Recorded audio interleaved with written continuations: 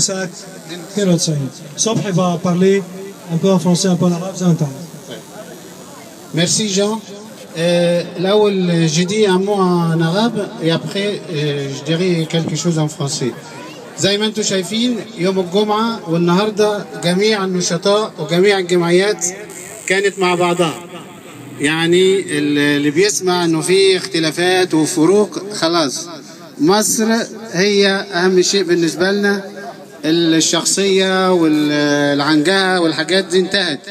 كل شغلنا علشان مصر ترجع مصر لكل المصريين، لكل المصريين مسيحيين ومسلمين مع بعض.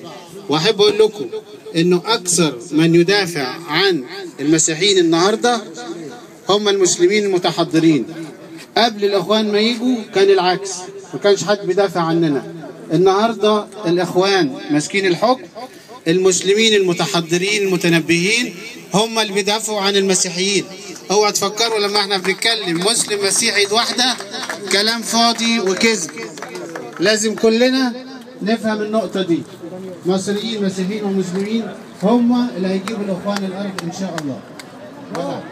دونك زي ما انتم شايفين الهلال مع الصليب في اليفط. الدين بريء من السياسه القذره بتاعه الاخوان والسلفيين. إذا لازم نشتغل على هذه النقطة الأساسية. Donc nous sommes tous ici réunis, tous les acteurs, les associations égyptiennes et françaises ensemble. Notre but unique, c'est de sauver l'Égypte. Sauver l'Égypte des salafistes et des Ikhwan muslimin, les frères musulmans. C'est ça notre but, c'est pas notre personne. Nous, on n'attend rien. Si on veut sauver l'Égypte, on doit être unis, musulmans et chrétiens ensemble, que ce soit en France ou en Égypte. C'est tout ce que je vais dire et merci. Merci.